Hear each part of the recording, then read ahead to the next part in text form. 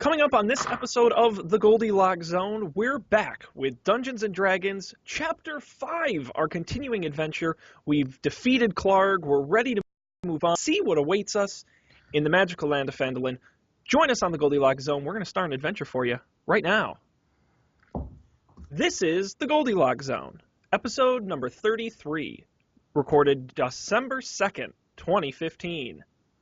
The Lost Mines of Phandelver, Chapter 5. Hello, everybody, and welcome to this episode of the Goldilocks Zone, the podcast that actually takes you into a magical zone. I'm Sean Jennings, joined as always by Mr. Matt Mariani, and again, on our continuing Dungeons & Dragons adventure, Dan Miller and Colby Rabidou. Hello to everybody. How are you all doing this evening? Pretty good. We're already at 5? Pretty good. Crazy. We are. This is our third night, and we double up. So, yeah, this is number 5. We'll do 5 and 6. I forgot about the doubling bit. Yeah, sneaky, sneaky. It is exciting. I'm excited to continue. What's been going on with you guys since we talked last? Anything to write home about? No. So much work stuff that all I want to do is be an elf in Matt's diabolical world. Yes, for sure. Low-hanging tree branches. Yes.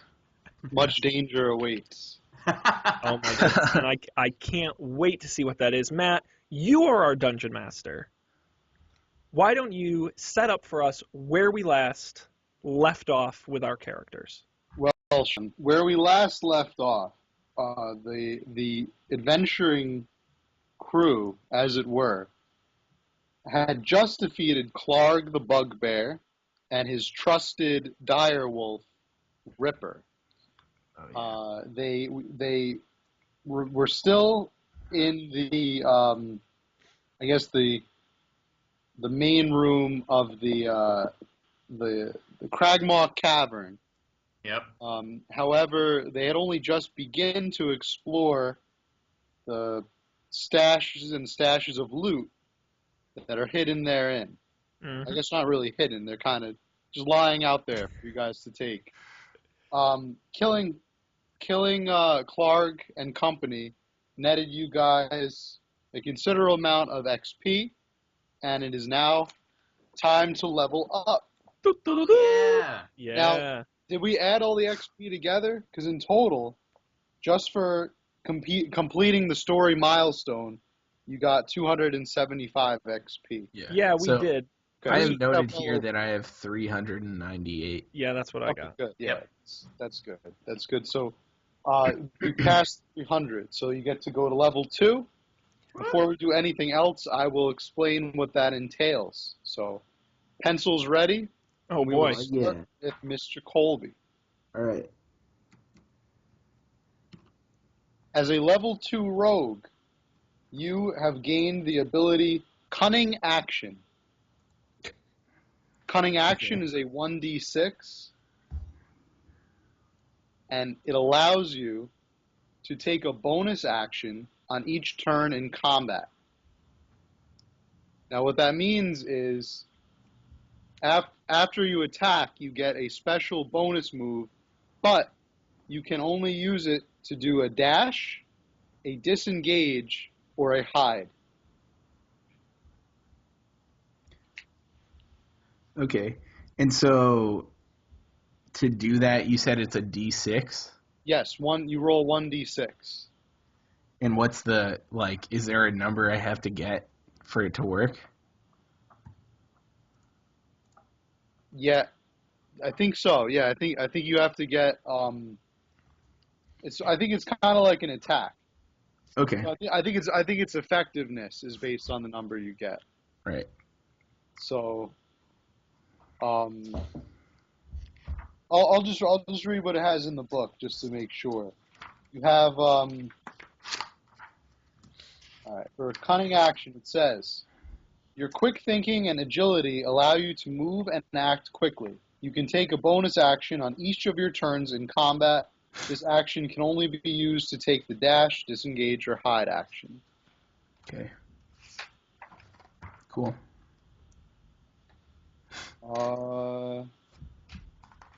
Okay.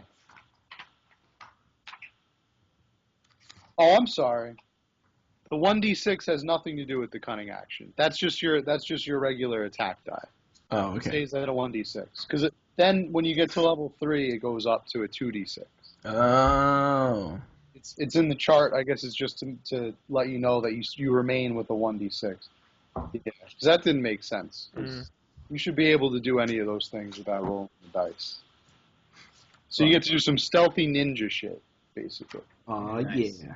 Yeah. Oh, yeah. I forgot I had the book here. I can look at this myself. Yeah, you can make sure I'm not lying. Oh, my God. I'm so excited for when we do this in real You life. can just make sure I'm not pulling things out of my ass. Yeah. Or if I'm doing it, I'm not doing it too obviously. We're going to skip Dan for now because his stuff is a little bit more complicated. But Okay, we're I'm going to Of reading course, up on it classic now. Dan. Yeah.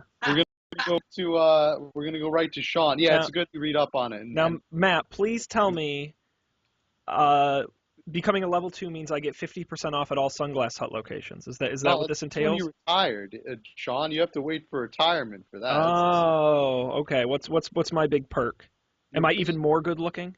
Oh, even better. You get the Action Surge. Action Surge. That's my favorite energy drink. Action Surge. Yeah. It sounds like the new Mountain Dew flavor. Mm-hmm. So Action Surge. You get an additional action in combat or while adventuring. After you finish, you must take a long or short rest before you are able to use it again. Mm-hmm. As for the info in the book, let's just flip over to that. Mr. Fighter, Mr. Human Fighter, here we go. It says here, Action Surge. You can now push yourself beyond your normal limits, just for a moment. On your turn, you can take one additional action on top of your regular action and a possible bonus action. Once you use this feature, you must finish a short or long rest before you can use it again. Starting at the 17th level, you can use the action twice before a rest, but only once on the same turn. Do the levels go as high as 17? Oh, the levels go on and That's on. That's absolutely terrifying. I think the highest they have listed here is 20. Oh boy. 20. And then you Oh, could boy. probably get the expansion pack.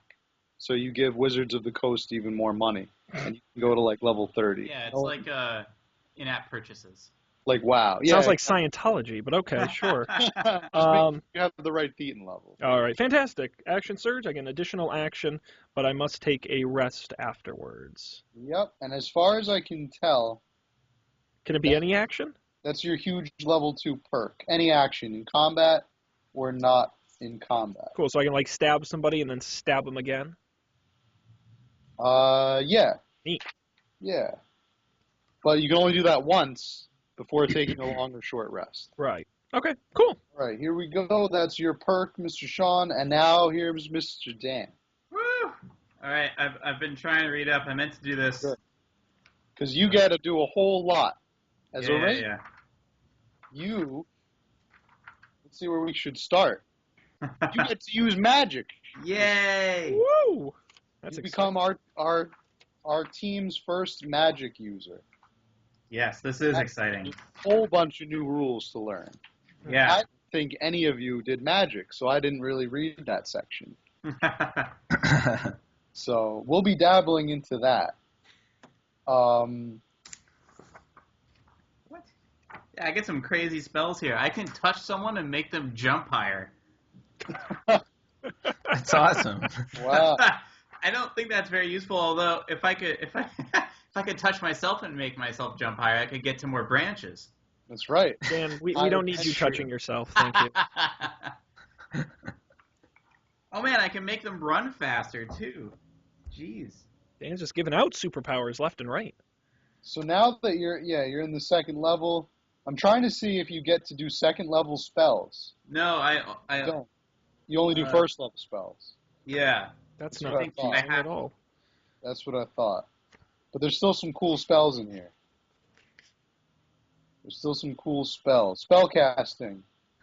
You can cast nature spells much as a druid does. Um, Yeah, I have a specific list of spells you here. get 2 spells, basically. 2 spells to pick from, Yep. 2 first-level spells. Well, You have a plethora of choices. I know for sure that one of them is going to be Cure Wounds. If Sean's experience the last episode is any indication, we need that. For sure. I do not like wounds. And Nice pickup. Where did I put my... And for the second one, I can't decide. I think there's 3 options I'm considering here. Alarm will let me set a magical thing that'll let us know if something's approaching, so it could be useful. Okay, there's 4. Ensnaring Strike will pin someone down. I think when I shoot them with an arrow, I just cast a spell on them. So that might be useful for locking some stuff down. Beyond that, though, there's also this Hunter's Mark thing, which will let my arrows do more damage. 1d6 more damage. It's not nothing. Yeah, okay, I hit them with the arrow, and they get stuck to the ground with Ensnaring Strike. Or, nope, those are the 3, I think. So, Alarm, Ensnaring Strike, or Hunter's Mark for option number 2. What do you all think? Yeah, an ensnaring strike is not just with an arrow. Right, it could be anything. You hit it with any. Oh, cool. Yeah. So, I like the sound of ensnaring strike.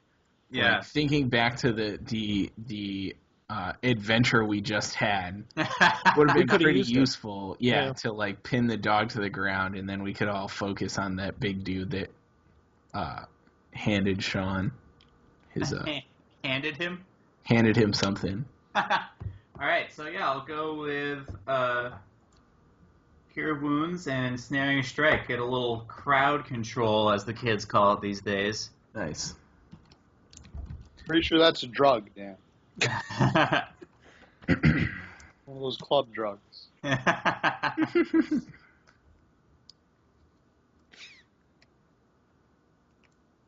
Sweet. Okay, so ensnaring strike pins the enemy to the ground. When you hit it, but by it's like a big, look like a thorny piece of brush or something, kind of comes up and traps them. All right. And then did you also choose Cure Wounds? Yep. Okay, good. I'll write that down. Cure Wounds. All right. Those aren't that hard to do. But on top of those 2 spells, Dan. But wait, there's more. Also get to learn a fighting style.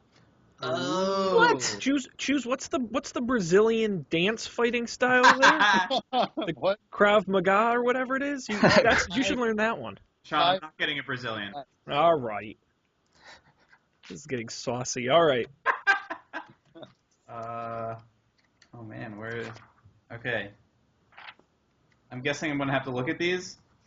I'm trying to... Ranger section. Yeah, it's in the Ranger section. Here we are. You get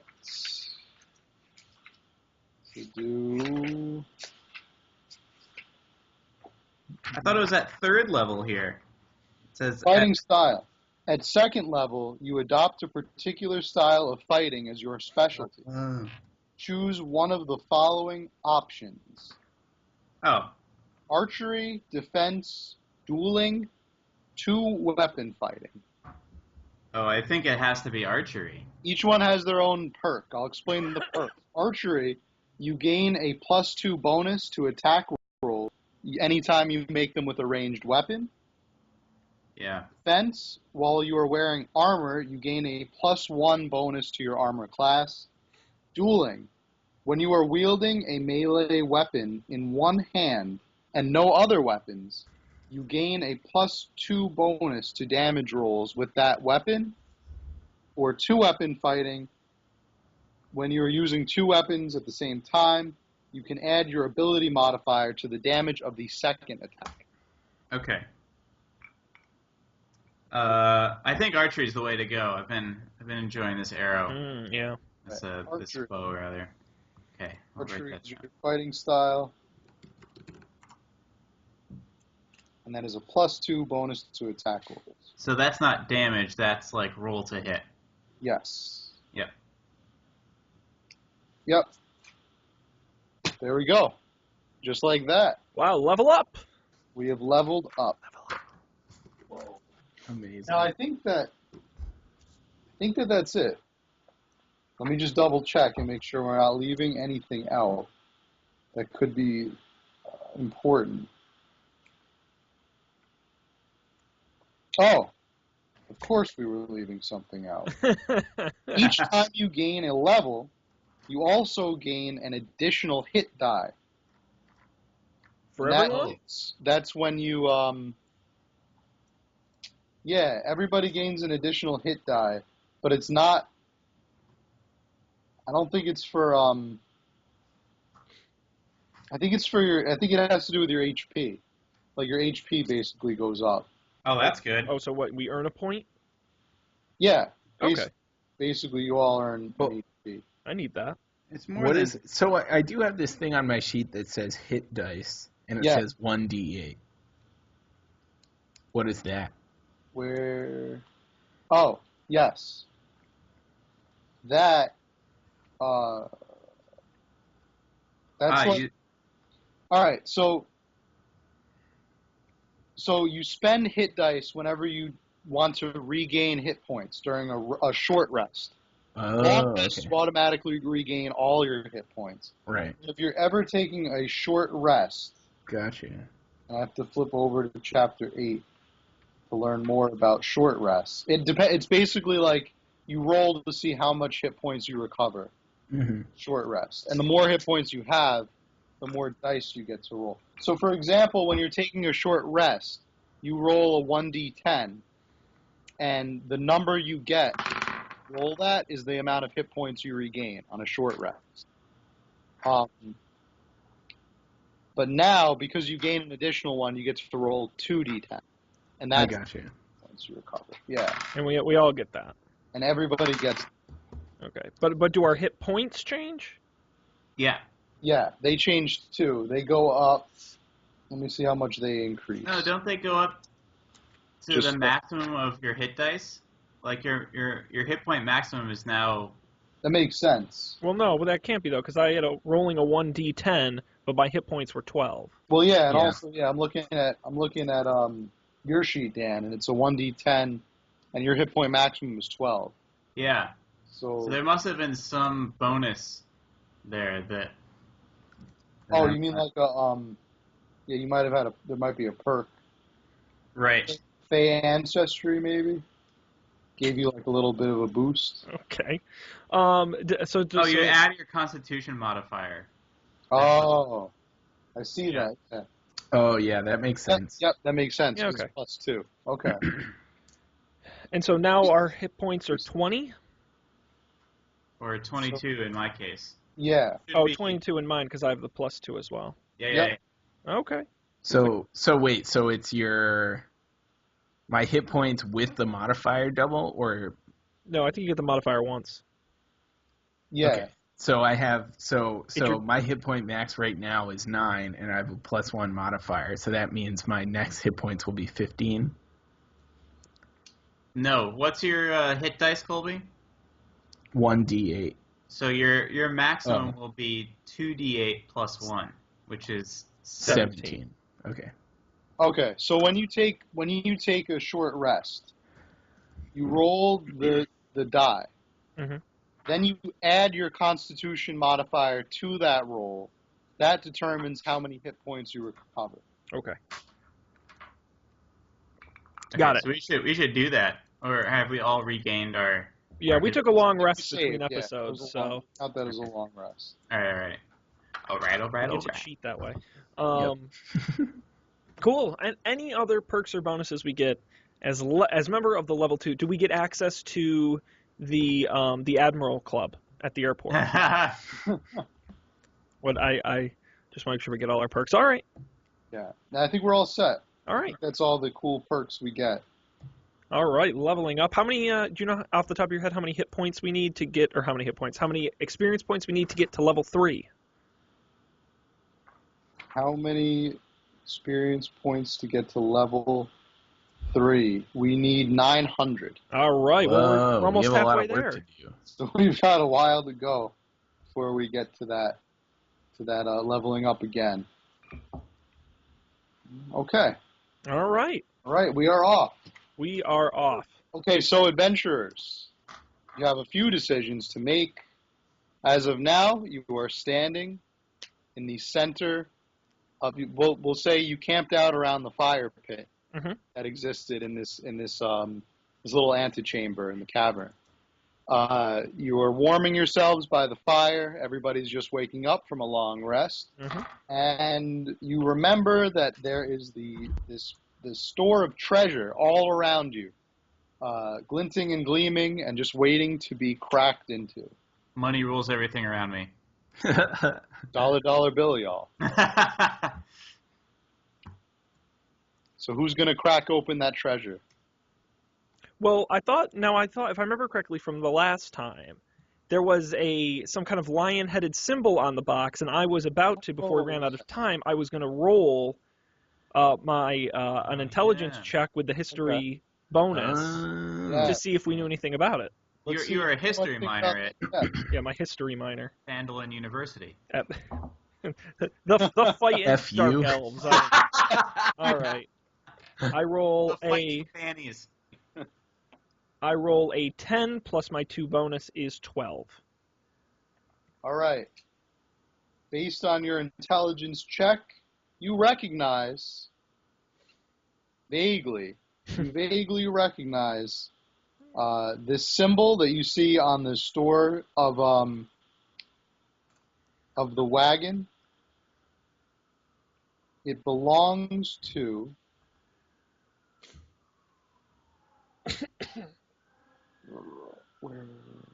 Oh man, The suspense. This is great. This is where the camera cuts to everyone's faces in shock, and then we go to commercial. That's right. That's right. Oh, all right. You notice that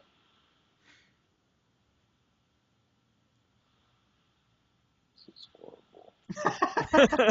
There is We'll edit it in post, right? Not a chance. I'm far too fancy for that. not a chance. Not a chance. I barely do any work on this. Okay, here we go.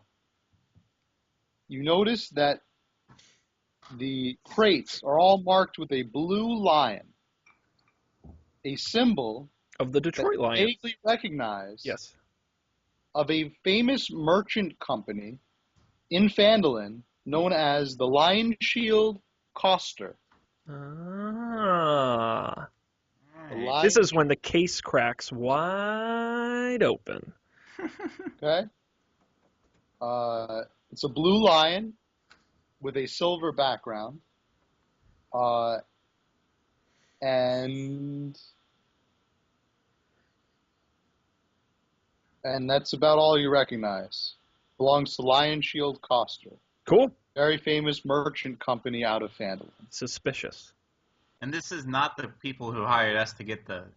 No, that was an independent entrepreneur. Uh-huh. Rockster. All right. Which incidentally, he's still out there. You haven't located him yet. Right. That I thought that there was something else we came here for, but Still out there. His partner in crime is still somewhere in the cave. Right. Right. We do need to find that guy. Yeah, definitely. But He must first, be real sad right now. Oh. First, I think we need some treasure, don't we? Yeah. I'm too excited by this treasure to really care about him too much. Checking out this treasure. Piles and sacks and crates all around. What do we got here? Should I be rolling some sort of perception here, looking around? I'm like poking through. I'm upending the sacks on the floor, and we're crowbarring the crates open so we can peer at what's inside. Mm-hmm. All right. Perception. You can just choose to open up the chests. Oh, yeah. let's open up the chest. Dan, you can't really mess that up, right? Do you need to roll for that? Or are you gonna and Dan rolls a 1 and misses the latch? You have the boss's key, Sean. You killed the boss. You have his key. Yes. You can all the So stuff. I slowly approach the mysterious treasure chest. I take the key, covered in blood, insert it slowly into the lock, and with a deafening thud, I turn it. Click. It opens, revealing. Inside of Clark's chest, you find 600 copper pieces, 110 silver pieces, 2 healing potions. Ooh, could have used those. All right. Yeah. And a jade statuette of a frog with tiny golden orbs for eyes, worth about 40 gold pieces. That sounds terrifying. I have a serious question. Did we open the chest the last time? Because I already have written down 200 copper pieces and a frog statuette in my pouch. All right. Yeah, because we split it evenly. I doubt that was another treasure chest. These frogs identical treasure flying chests around everywhere. If so, they must be like mass produced or something. You gotta have redundant treasure chests. Sneaky. Yeah. All right. Yeah. I guess treasure chest solution that they've been peddling. Yeah. I guess we must have opened this chest last time. I should have just watched last episode so I knew more about where we were at. All right. What else is there? I think that's all the treasure. I think you guys have all the treasure. All right. And you know about Lion Shield Coster. Yep. And what are you gonna do now? So we need to go find Jordan Rockbottom or whatever his name is. Sounds like a shady character. And where are we in the cave now? Can we refresh our memories on that? Because we snuck up through the chimney or the garbage chute or the latrine or whatever it was, and trash compactor. Trash compactor. Basically, it was. So we've skipped a whole section of the cave. So should we go? I imagine it would be smarter to go out through Clark's little bedroom here, his antechamber, than to go back the way we came. Yeah, I agree. Sneaking up on whoever might be. Yeah. Yeah, so basically the only way you can go to leave this room is just due north of the fire pit. There's a set of natural stairs that lead up to another part of the cave. Okay. All right. All right, so you're going to go up that way? Yes. Yeah. Okay. So how are you going to go? Are you going to run up the stairs or are you going to sneak up the stairs? I think sneaking up the stairs, and I think Colby has proven adept at the sneaking. No one at last episode. No one had any idea where he was. It's true. All right, I'll sneak up the stairs. I'm looking for my stealth thing. Super stealthy. All right. So what's up? So as you sneak up these stone stairs, you notice the sound of a waterfall echoing throughout the cavern. Man, as really you approach, the waterfall gets louder and louder, making it difficult for you to hear each other. What? Well played. All right. I'm in your ear, Sean. I'm a little. You sure are.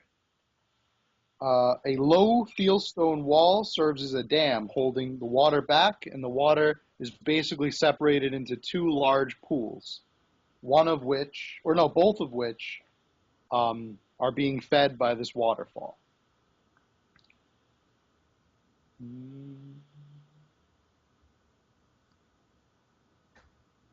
What's the next step? Are you guys gonna come up here with me, I guess? Yeah. We're right behind you. Yeah. All right. Do you want to approach the water? Yeah. Can I perception check? Sure. Check the scene for safety. Yeah. See what's going on here. I'm suspicious. All right. I can't find my perception on here. It's under wisdom. Oh, it's wisdom. All right. Oh, I have no bonus on Winsome. I have a modifier. All right, I got a 14.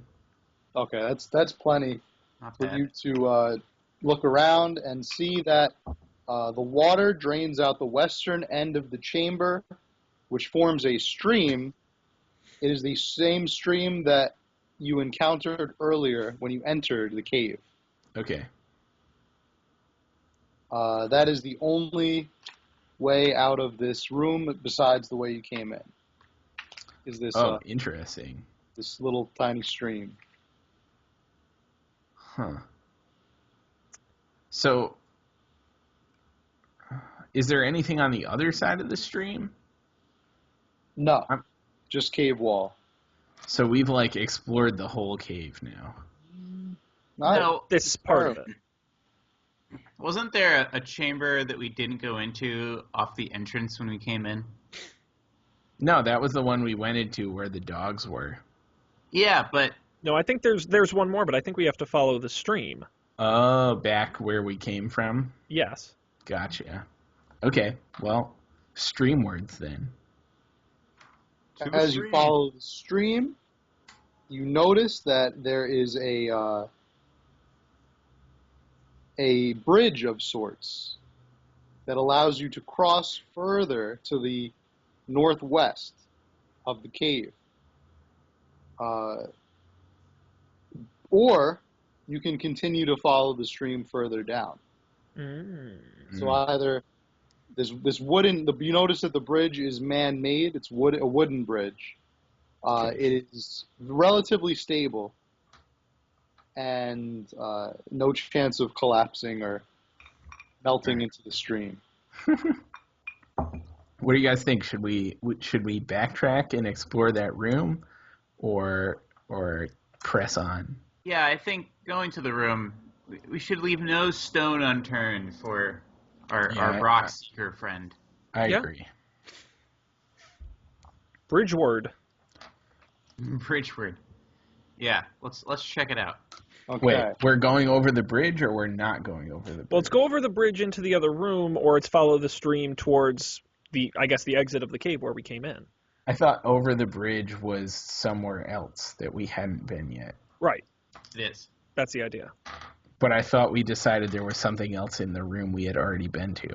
That was my question. Oh, no, I thought we completed that room. Unless we didn't. Yeah. Yeah, no, I could just tell you there's nothing else interesting in the room. Oh, okay. All right.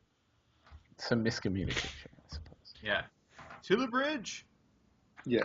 If you hadn't taken Clark and his friends out, that room would have contained more goblins. But they ran in to help Clark when you started fighting him. Right. Okay. Oh, Well, then- Clark. Then let's cross that bridge. Yeah, let's get there. Cross that bridge. We're crossing that bridge now that we've come to it. Ha And You all die. No, ha! the bridge wasn't as stable as you thought. it collapsed and killed you all in lied. No, you cross the bridge, and the stream passage continues up beyond another set of uneven steps ahead, bending slightly eastward. As it goes, a waterfall sounds out from the large cavern you already explored.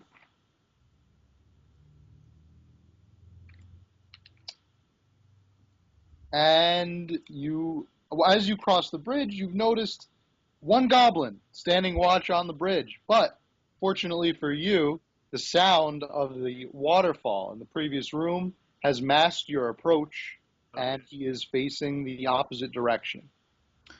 All right. You know what to do, Colby. Yep. Yell loudly at Dan. Dan, kill the goblin! No, I got to sneak attack that guy. Yeah. Do it. Yeah. All right. I'm rolling my d20 for my short bow.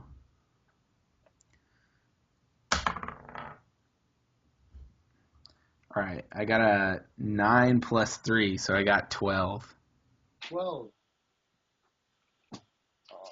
Okay. What are you attacking with? Your short bow? Yeah. All right. Your arrow hits the goblin right in the loins. Oh man. And he's so shocked at the arrow that has now hit him right in the buttocks. He falls off the bridge and dies on the jagged rocks below. You killed him. Dashed upon the rocks. That's harsh. I'm a little sad that we don't get to loot his body. Well, we've got some rope, Colby. That's true. Perhaps we'll have He to. didn't have anything cool on him. Oh, okay. Nice. Nothing interesting. You killed him just for the fun of it. Just for sport. Yes. All right. So now you're continuing to proceed along the bridge. And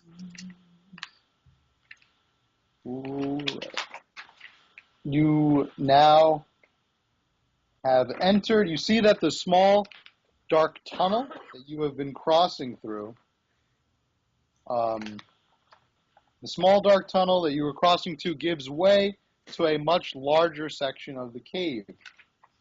Even larger, or just slightly larger than the area of the cave where Clark was residing. This large cave is divided in half by a 10-foot-high escarpment. A steep natural staircase leads from the lower portion to the upper ledge. The air is hazy with the smoke of a cooking fire and the pungent smell of poorly cured hides and unwashed goblins. Uh-oh. Oh, that's not what you want. You notice immediately, as you are looking around, 6 goblins inhabiting this den. One goblin is about 2 times taller than all of his friends around him. The 5 ordinary goblins are tending a cooking fire in the northern part of the cave, which is opposite the way you entered, while the taller goblin is residing in the southern part of the cave, closer to where you entered. How do you proceed? The slightly taller goblin is not facing you. He seems to be preoccupied with something by the far wall to the south. Okay. Well. He's looking at something on the wall, basically adjacent to where you're coming from. So we could try sneak attacking that dude. Sure. Go ahead. We should investigate and see if it's possible that our rock seeker friend is here. Otherwise, it might not be a worthwhile risk. Maybe. Fair enough. Yeah. All right. My wisdom is only 10, so maybe something with a better. I'm gonna perception this thing up. Check the scene for safety. 15. All right, you notice, Dan, that the tall goblin is slightly more elevated. He's on like a little ledge, basically. And you notice that the thing that has preoccupied most of his attention is none other than Sildar Hallwinter, friend and co-entrepreneur of Gunman Rockseeker. There's our guy. Nice. Sildar Hallwinter appears to be badly beaten, and is tied hogtied style up against this wall. The goblin leader, whose name is Yimik, happens to be Clark's second in command. It is just now that Yimik notices the heroes, that they have entered the cave. Damn it, fuck. Immediately, he grabs Sildar Hallwinter by his long, flowing brown locks, pulls him up, and produces a dagger from his own pocket. Puts the dagger up to Sildar Hallwinter's throat. And he says, "Truce, or this human dies." This is the part where we save the game and try to shoot him right between the eyes over again. And then you can just load your save if it Yeah. doesn't work out the rest. That is a great idea. Don't think it works that way. Sadly. Oh man, what do you guys think? Should we hear him out? You know what I think we should do? What? I think we should conclude this episode and make people wait until next time to find out. What an insane cliffhanger for everyone to listen to. I realize half this episode was us figuring out rules and How to level up. our perks, but it's part of the story, and I guarantee the next episode will be chock full of adventure. I want to remind everybody, GoldilocShow.com and SoundCloud, SoundCloud.com/GoldilocShow, both places to get the episodes. The videos are up on YouTube as well, and of course, subscribe and follow at all the respective places. The links are at GoldilocShow.com. We want your feedback. If you like the Dungeons & Dragons episode, you like the board game episode we did previous to this, or you didn't like them, let us know. GoldilocksShow@gmail.com and at GoldilocksShow on Twitter. Thanks again to Dan and Colby for being here, and of course, Matt, as always, for being here. Be sure to tune in for episode 34, where we continue our adventure and find out whether our good friend, I forgot, Quetzalcoatl or Chimichanga, whatever his name is, if he lives or dies. Join us next time. Thanks, everybody. We'll see you next time on the Goldilocks Zone.